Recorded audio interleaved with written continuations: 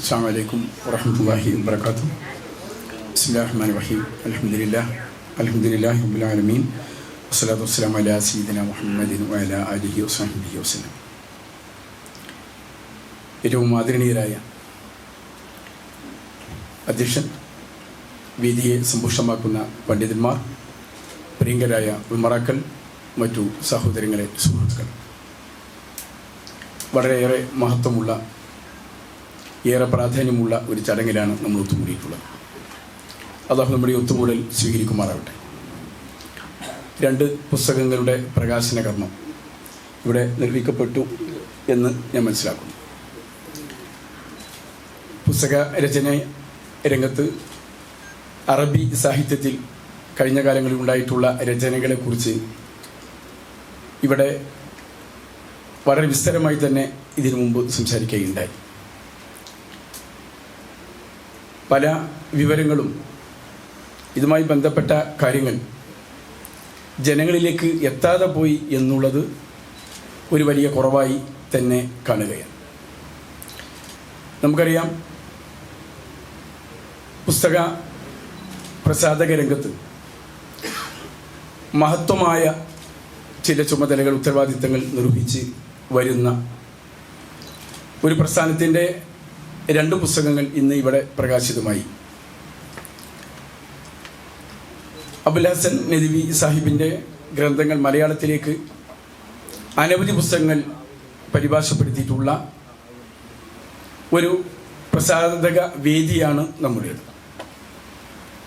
നമുക്കറിയാം, ഇന്ത്യ രാജ്യത്ത് സ്വാതന്ത്ര്യ സമരവുമായി ബന്ധപ്പെട്ടും 1857 47 സ്വാതന്ത്ര്യത്തിന് തൊട്ടുമുമ്പുള്ള സമരകഥകളും എല്ലാം വക്രീകരിക്കപ്പെട്ട് ഭരണകൂടങ്ങൾ തന്നെ അതിന് നേതൃത്വം നൽകി വരുന്ന ഒരു സാഹചര്യത്തിലാണ് നാം ഉള്ളത്. നമുക്കറിയാം, ഭരണവർഗം എന്ന ഒന്ന് പിറന്നാൽ അവരുടെ ഭരണ സംവിധാനത്തെ നിലനിർത്താൻ ചരിത്രവും തിരുത്തുക എന്നുള്ളത് അതിൻ്റെ ഒരു വികൃതിയുടെ ഭാഗമാണ്.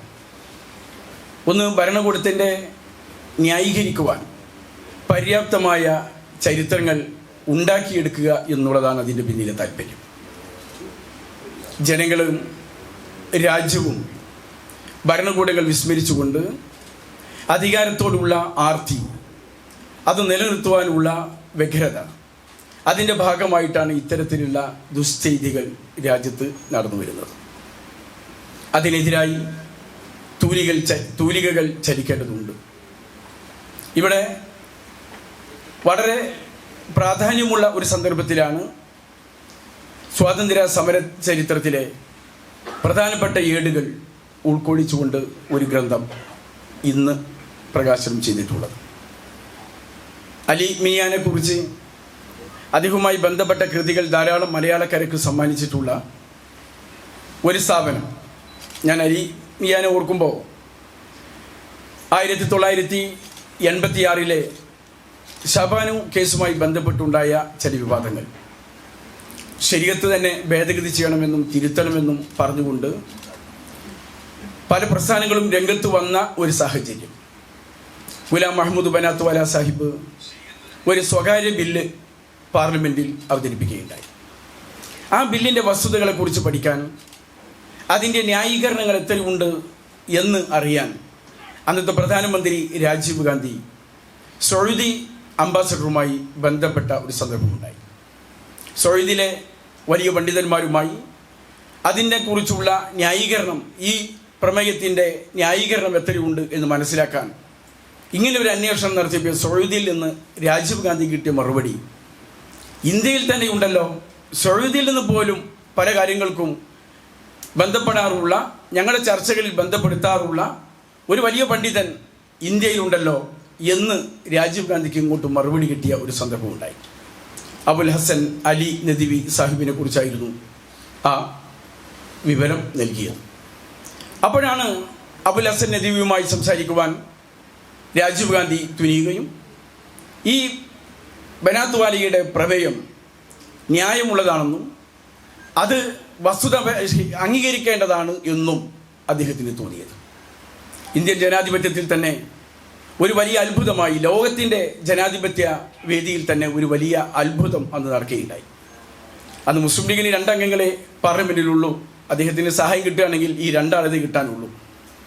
ഇന്നത്തെ നമ്മുടെ ഗവർണർ ആരിഫ് മുഹമ്മദ് ഖാൻ ഉൾപ്പെടെയുള്ള 7 ആളുകൾ ഇതിനെതിരായി നിലയുറപ്പിച്ചപ്പോൾ, അവർ പാർട്ടിയിൽ നിന്ന് പുറത്തു പോകുന്ന ഒരു സാഹചര്യം ഉണ്ടായപ്പോൾ, ആ 7 ആൾ പോയാലും വേണ്ടിയില്ല, ഈ ഒരു നല്ല ഒരു വാദത്തിന് അംഗീകാരം കൊടുക്കണം, ഈ പ്രമേയം പാസ്സാക്കി എടുക്കണം എന്ന് രാജീവ് ഗാന്ധി തീരുമാനിക്കാൻ അന്ന് തയ്യാറാവുകയുണ്ടായി. അങ്ങനെ ഒരു തീരുമാനമെടുക്കുകയുണ്ടായി. ആ അബുൽ ഹസൻ നദ്വി, അപ്പോൾ ലോക പ്രശസ്തനായ ഇതേപോലെയുള്ള പണ്ഡിതന്മാർ ഇന്ത്യയിൽ മാത്രമല്ല കേരളത്തിലും അനവധി ഉണ്ടായിട്ടുണ്ട്. പക്ഷേ പുറം ലോകം അറിയാൻ എന്തോ തടസ്സങ്ങളുണ്ടായതുപോലെ, അല്ലെങ്കിൽ അറിയാതെ പോയ അവസരങ്ങളുണ്ടായി. പുതിയ സാഹചര്യത്തിൽ ഇത്തരത്തിലുള്ള സംവിധാനങ്ങൾ ഒരുക്കുമ്പോൾ അത് കൂടി പുറം ലോകത്തെ കൂടി അറിയിക്കുവാനുള്ള സംവിധാനങ്ങളിലേക്ക് നാം കടന്നു ചെല്ലേണ്ടതുണ്ട്. അത്തരത്തിലുള്ള ശ്രമങ്ങൾ ഇത്തരത്തിലുള്ള സ്ഥാപനത്തിൻ്റെ കീഴിൽ ഭാവിയിലെങ്കിലും കടന്നു വരും എന്ന് ഞാൻ പ്രതീക്ഷിക്കുകയാണ്. ഇവിടെ മറ്റു കാര്യങ്ങളിലേക്കൊന്നും ഞാൻ കടക്കുന്നില്ല. ഇതിൻ്റെ ഔപചാരികമായി ഉദ്ഘാടന കർമ്മം നിർവഹിച്ചതായി ഞാൻ അറിയിക്കുന്നു. നിങ്ങൾക്ക് നന്ദി. വാഹ് ദഅ്വാന അൽഹംദുലില്ലാഹി റബ്ബിൽ ആലമീൻ. അസ്സലാമു അലൈക്കും വറഹ്മത്തുള്ളാഹി.